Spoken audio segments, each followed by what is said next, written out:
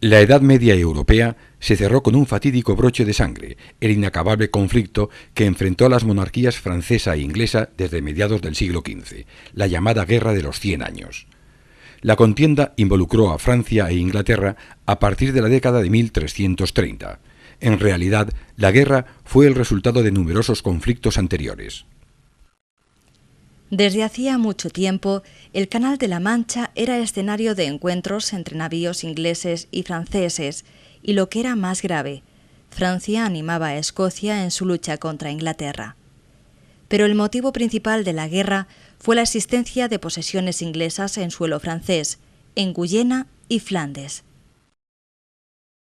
Debido a ello, los reyes ingleses debían rendir vasallaje al monarca galo, aunque a cambio, sin embargo, podían optar al trono francés en el caso de que el rey falleciera sin descendencia masculina. Esto es lo que finalmente ocurrió en el año 1328, cuando murió el último de los hijos de Felipe IV, el Hermoso. La reclamación del trono por parte del monarca inglés fue el estallido de una larga guerra. La Guerra de los 100 años no consistió solo en más de un siglo de lucha continua, sino en un rosario de etapas bélicas separadas por largas treguas y períodos de paz. Las campañas se desarrollaron en territorio francés, cuyas principales víctimas fueron los campesinos, que tuvieron que contemplar cómo sus escuálidas cosechas eran arrasadas por los ejércitos y las villas eran saqueadas por hordas de combatientes hambrientos. Fue en Flandes donde se inició la guerra. En febrero de 1340, los ingleses realizaron un desembarco y en junio barrieron a la flota francesa. Pero la gran ofensiva se inició en 1346, cuando las tropas inglesas desembarcaron en Saint-Bas, avanzaron rápidamente hacia el interior y luego se desviaron al norte, cruzando el Somme. En Crécy ocuparon excelentes posiciones en espera de la caballería francesa que venía a su alcance. El 26 de agosto de 1346 se producirá la gran batalla.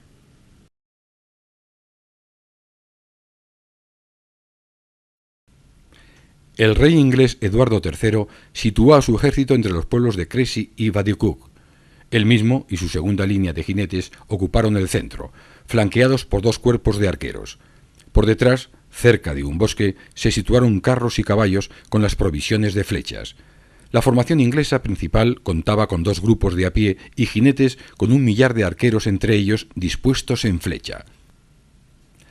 En total eran unos 17.000 soldados. Enfrente, los franceses situaron un ejército de cerca de 40.000 hombres confusamente formados debido a la impaciencia por entrar en combate. A las 6 de la tarde comenzaron los combates con una sucesión de cargas frontales de la caballería francesa, recibidas con una lluvia de flechas inglesas. Cuando el ataque francés se volcó en su lado izquierdo, los infantes ingleses avanzaron para amenazar a la derecha francesa, lo que provocó la desbandada de buena parte de las tropas galas.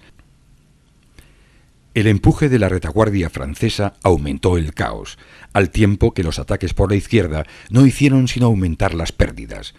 Hasta 15 cargas realizaron los franceses, todas ellas rechazadas.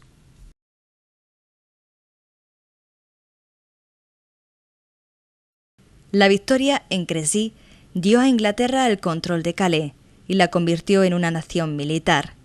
El triunfo inglés se debió no solo a la mejor conducción y disciplina de las tropas, sino también a su uso del arco largo, un arma eficaz que permitía a cada arquero disparar hasta 10 flechas por minuto.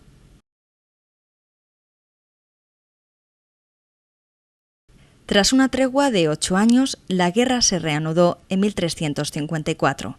El príncipe de Gales, Eduardo, llamado el Príncipe Negro, asoló desde Burdeos el sur de Francia hasta el Languedoc y destrozó en 1356, en Maupertuis, al ejército francés, cuyo rey cayó prisionero y fue conducido a Londres.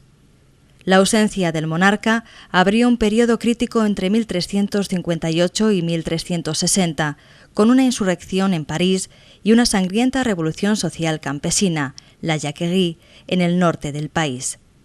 Sofocadas ambas revueltas, finalmente en 1360, Francia e Inglaterra firmaron un acuerdo de paz, por el que los ingleses pasaban a controlar la Francia sudoccidental.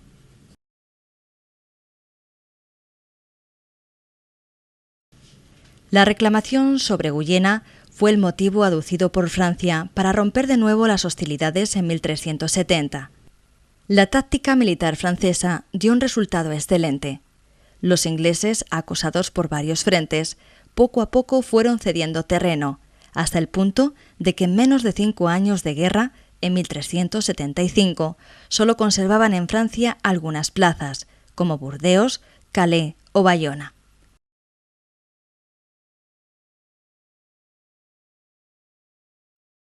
La guerra parecía llegar a un desenlace muy favorable para Francia, cuando una profunda crisis en ambos países impuso un largo paréntesis en las operaciones bélicas. La guerra se reanudó en 1415. Los ingleses desembarcaron en Hartford y se dirigieron hacia Abbeville y Amiens. El encuentro con los franceses que habían salido a su alcance se produjo finalmente en los campos de Azincourt.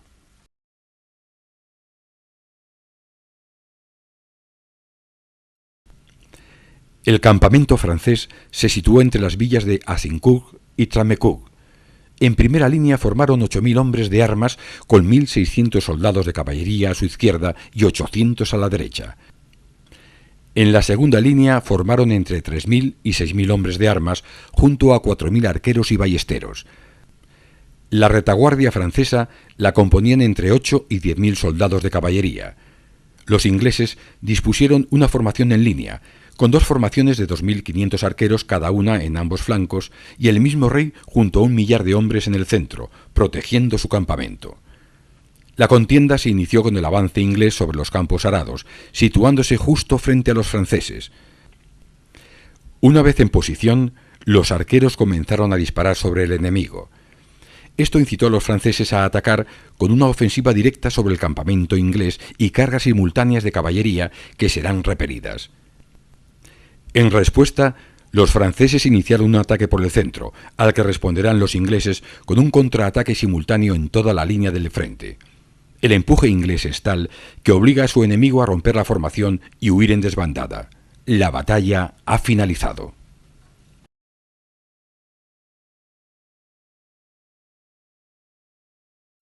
La derrota francesa en Azincourt hace que los ingleses ocupen Normandía y París. Inglaterra somete buena parte de Francia, control que se incrementa tras su alianza con Borgoña, dominando esta la región de Flandes.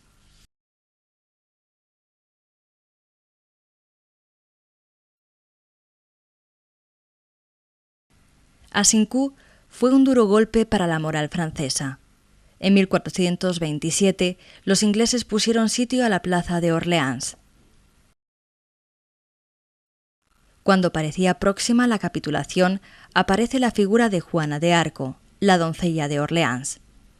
Esta reanima la resistencia francesa y consigue que los ingleses levanten el cerco a la ciudad tras 2 años de asedio. Convertida en heroína, Juana logró aglutinar la resistencia francesa en torno a su rey, Carlos VII, y que éste se reconciliase con su enemigo, Borgoña. En 1449 se reanudaron las hostilidades entre Francia e Inglaterra. La campaña de Normandía fue muy rápida. En octubre de 1449 capituló Rouen y en agosto de 1450 Cherburgo. Una fuerza de socorro llegada desde Inglaterra fue destrozada en Formigny. La conquista de Gascuña, la última posesión inglesa en suelo francés, será la última campaña de la Guerra de los 100 años. El desenlace se producirá en la localidad de Castillon en 1453.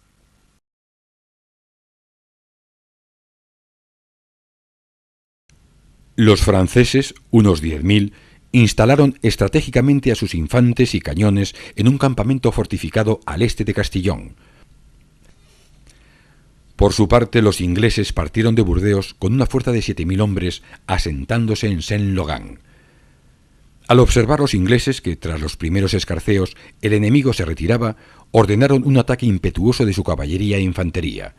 La ofensiva fue recibida por una lluvia de proyectiles disparados por los cañones franceses. A pesar de todo, los ingleses mantuvieron su ataque, momento en el que la infantería francesa, superior en número, aniquiló a los maltrechos supervivientes.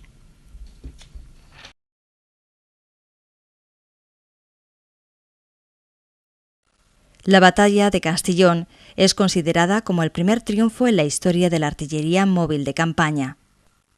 La victoria francesa supuso la rendición de Castillón y de Burdeos, así como el fin de las posesiones y la presencia inglesa en Francia, aunque todavía conservarían Calais otros 134 años.